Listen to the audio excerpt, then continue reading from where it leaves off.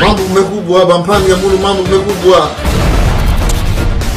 Wasala TV number 1. Beto nyoso beto landa Wasala TV. TV mosi ya bien. Bansangu ya bien, mambo nyoso ya bien. Wasala TV number 1. C'est de la part de Chimita El Diego Enrico Salvatore. Matondo mingi na panga sio unanda betu na nganda ya bwala y compris bien unanda betu na kati ya kizunga ya République démocratique ya Congo précisément na kati ya kizunga ya Congo centrale pour rapporter na ville Matadi beto kina commune ya Nzanza moza sosa mosi bambutaza bantu baina ke vonaka na ndinga ya kutubila kangu na fumwa betu. Alors tu me remarqué na kati ya Congo tumekuma na phénomène ospai bakibokila phénomène jalelo. Donc voilà, jalelo nyezo tuba. Donc on a put na tama baza jalelo. Veki jalelo yakele kenet kaka kana gouverneur na me kana mfumu me katu ka place ina il est remplacer angivana ba pire petit nani ba pire petit nani ki ba lutte na ba émission ba pire petit nani ki ba na kusala ba mambo ça na ku défendre ba cause il y a mfumu ina qui actuellement na place. Alors tout le monde a remarqué qu'il y a l'élection de l'autre mais vraiment la façon dont c'est mbidinga la façon dont on a utuba on a ima na bainzo mais tu kana babatu mais qu'un peu couper ça beto éclaircissement concernant maman a eu l'élection et après tu que chuter normalement bien quand ni façon il y a beto mfumu que kuza kutuadi ça province ya Congo centrale na blum na kuza mkemo mosika mkena ya monu kurutu na kumbu ya MTD mkatoka ni net. Ça va un peu mourir. Et c'est pour le monde,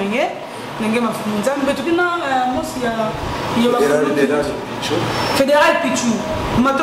Alors, tu me juste moi quelques minutes, moi quelques questions. Ça me met là.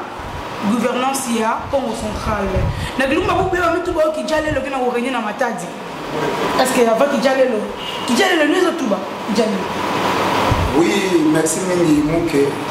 Nadia Moyaï, Bamebuki la Jalelu, qui Jalelu n'a qu'à du Kumbu, mais Kumbamo, Kanangé na Muzoba, me voit tangi.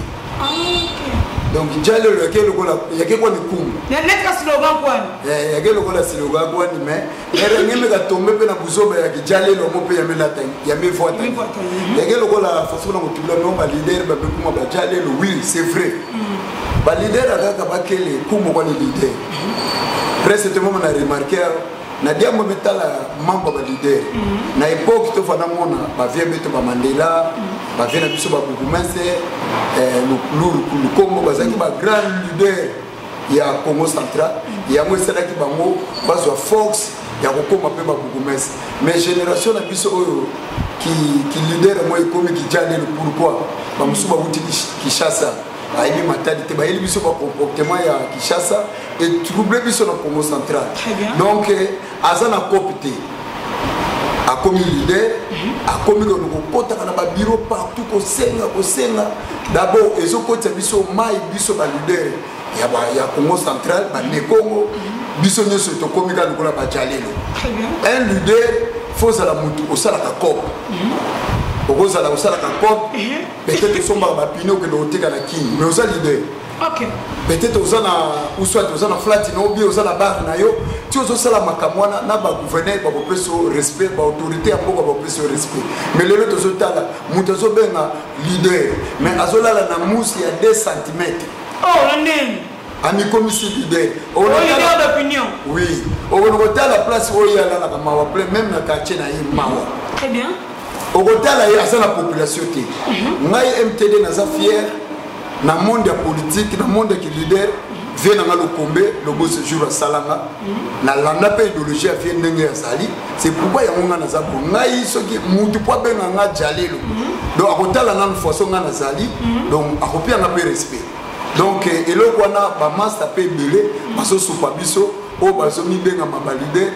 Tongo etani ye wana na babiro akokoli babiro nyoso biso bataloshita mutso kende ezo peser soute biso nous basani biso bajale les autres ça biso passe mini. Alors le pose à la leader il faut ni bon pose à la leader 1 faut à la comportement mo malamu 2 faut à la peine mbongo faut ça na mbongo yo leader ozana na eloko to mibengisi leader oko aider batu ndenge ni leader pe ilaka bato ezate tokendaka kolela mpo bakonzi okolela na mokonzi apesi yo ntango ozwi batela mosalela ngo mpo pese na kala tozomona fe na biso un grand leader mokomesa na biso lukomo azalaki grand leader mais aza koteka azosomba bacontener bapina azokende koteka na Kinshasa na lelo esala ye akoma mpe politicien c'est ça biso mpe fotolanda idéologie baveme kokamwa bamasa mingi baza na visio te baza na visio te tozwa lokola baélection kutoleka oui tokokota mosindi wana te parce que eza politique mais tosepelaki na motu aganyaki tokobetele maboko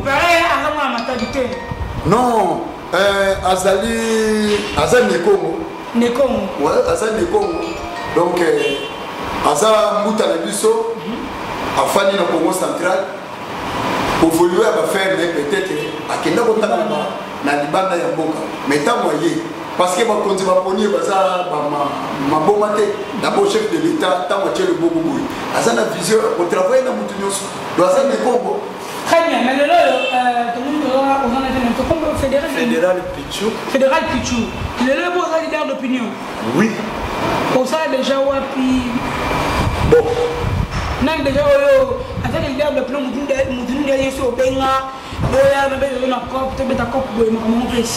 Personnellement, Nazana le président Yabapente de Casamoulo Moine. Nazali président urbain ya Ville Matadi et en même temps Nazali fédéral na IDPS. Et ce qu'on commune en milieu où on a Nazali pour comprendre que qui est fédéral et Pichou. Leader est à terme. Leader.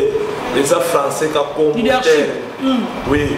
Mais si vous avez pratiquer à voter, nani au leader, nani au jalelo. Pour leader, oyo muto azana batu na sima na ye. Tango zana batu na sima no obandimela kayo ba. Si nazana. Mais pourquoi ba lingi ngala? Bon, mbetu bana kikongo ça. OK. Leader que mutué que fana partout na manima nkangu que talaga na manima de si problème il peut na kata quartier lera ne meka bimal meka telema batu mekuwa bametu na ichi mais ba leader e bu bien na ko ba meku mabogde ba jalelo c'est tout à fait normal nous les personnes exemple ne meka vérifier quelques des leaders na mambo de l'élection ngekutana fana mama neftiti afin de fois on a écouté une fois na papa Pierre Gaba. Très bien. Écouté une fois na papa Guilé Pantu. Écouté ni sans position. À le changer le comme na Giban. Pour quelle raison on vous sa place on a vous finakana il y a personne moins quelque chose de net vina ni même comme travailler beaucoup plus na batuina. Écouté na 6h na bureau ministre terre. Écouté na 14h. Tu sais que mandia. Mais non, on a pas qui mandia. Façon pas on met tout bas. Leader mais que ça. Il y a que pas si ça ne mon leader na ba 12 na ba 15 na ba bureau ba ça on va demander ou demander.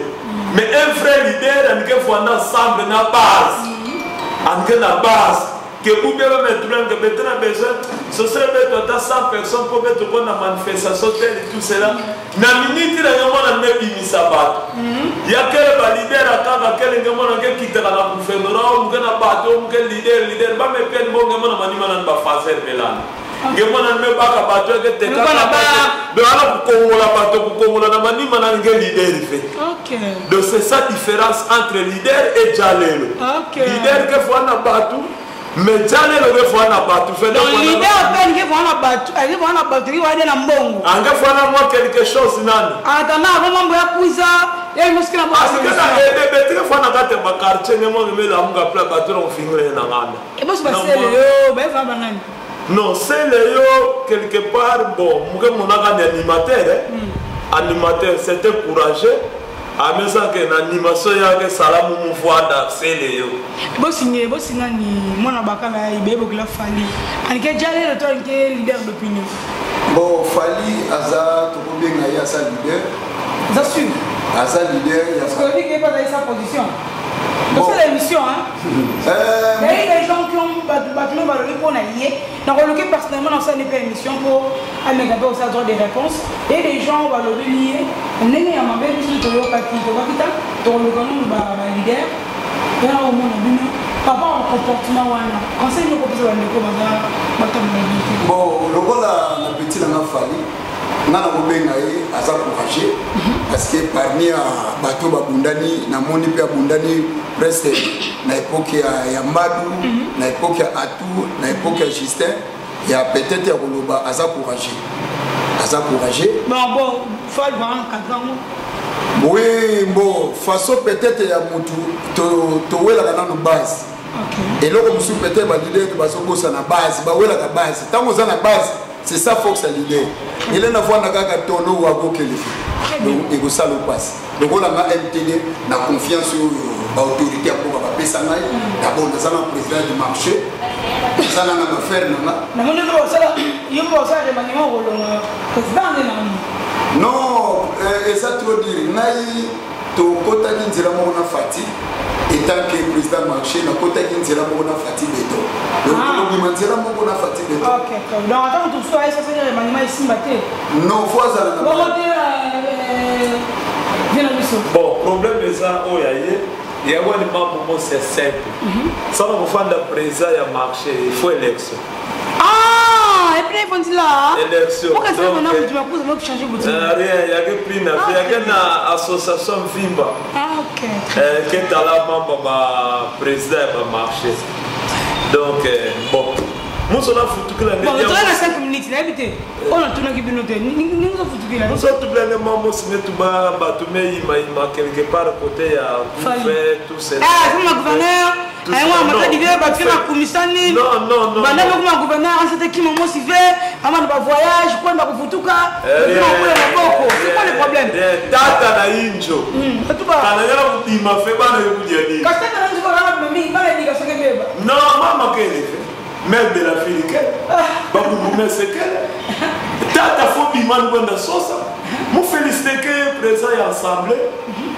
présent assemblée vraiment chaque fois une fois ma félicitation pour membre mais quand tu vas dans assemblée na élection mais maîtrise na baka taka mutu ne tu perds beto ne moi d'entier ba me compte na débat mais à même maîtriser même on sait que non avec le président et assemblée mais maman bon on s'en va voilà ça va bien faire mais l'élection commence on va gouverner ba honor donc on voter mais la vraie la logique des choses on dit avec les monarchies nous on a ça on a vu non si y a fondé élection il y a peut ton cargo si y a fondé élection il y a ton cargo sur la route la façon il y a fondé la bête mon na terrain mais le qu'on a y a fondé le qu'on a y a fondé na ba moyen tout ba moyen oui le qu'on a fondé ma poko ba député me gérer OK vous avez géré après na vous voyez on te débattre tout bas gouverneur Anne ça la corruption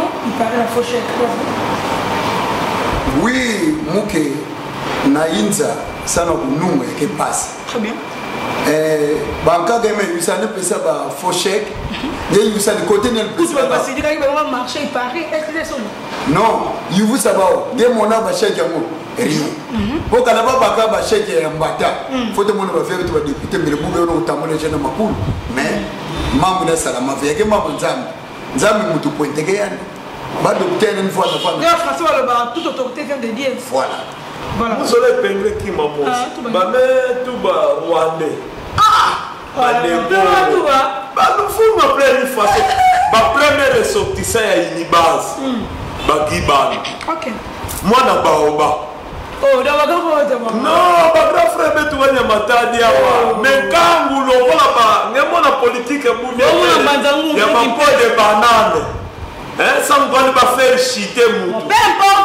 importe moi na ya ce qui est important au gars gouverneur tout le monde lui il a vu comme du français ce qui est important le reste de 100% le reste problème ce qui est important ça ça la musala na bien parce que ça va comme on est membre de la ville ça va être là les membres de la ville parce que nous tout comme raté comme comment les membres de la ville courant pas sur tout ça pour ne pas de l'étage malais malgré l'augmentation de la population il faut son travail c'est comme ça voilà vraiment coup de chapeau pour la maire de la ville on a vraiment tout le monde en parle je sais que ça dit nous ça est normal quand on est personnel là attends toi il va bon mais sur le terrain c'est ça aussi alors à tout le monde vous avez la relation vous avez la relation à tout le monde et puis na Justin Mbemba photochité excellence à tout le monde ça là il gouverneur Congo central ça qui gouverneur Congo central au fond de Guinée chaque lot ils en attendent tana les kaki to yami Justin Mbemba peut tana ici parce que tous les lots na Giba Nozoya je crois que tout va bien samedi to yambaye so kaye to yambaye donc chaque loco ils en attendent Jésus peut y a qui tana ici la kendaki soit qui peut ba prophète mususu c'est ça et donc on a maintenant souffert qui maman se veut raisonner que papa fuka tu blabé tout pour la tata mama ou pour la mama tata de bête un problème il fait très bien donc on a bête même tata nous faut mettre au fin la tata nous faut la réalisation na carte terre très bien la qui m'appelle moi na lomangé maman journaliste na ba leader nous sommes un message ba quitter l'esprit to kanga to vendre de mos ça me to respecter ba fumo beto ba fumo pe ba respecter beto to meka bimaka lokola ba tsusu même docteur Gimba na kuza ke no amisa OK surtout na ba yake na film fait ba yake na ba tono vie passe ba on fait même ça au final le respect déplorable yango mutu yina ngena kuza Gimba angena mfina ba beto ne ba pali na anuza kuta beto yamba qu'est-ce qui fait que ceux qui, quand je suis théâtre dans la réelle, qu'est-ce qui fait que ceux qui gouverneurs alliés, il y a des gens qui prétendent être des leaders, mais apparemment ce ne sont pas les leaders, ce sont les mendiants de l'Obakiamawa. Il faut commencer à passer à la télé pour injurier les gouverneurs en place. Qu'est-ce qui fait faire au Kaïka ma belle nière pour travailler comme si au commissariat. Et dans la manière de travailler les leaders ou comment? Et la voyez Bisayo. Eloko wana même ngana kama même okomona ba politicien même ba politicien okomona yazo critiquer gouverneur aleki na ba média leki wapi fingi a critiquer mais un certain temps okomona pusani pembeni mais koyebisa biso kawute que non mambo kufana tu ba me réaliser ya me kumuna pembeni donc pour moi ba ka kwenda wela d'intérêt personnel très bien donc il faut faire l'intérêt à tout fait. Mais on a même beaucoup de critiques, mais fait.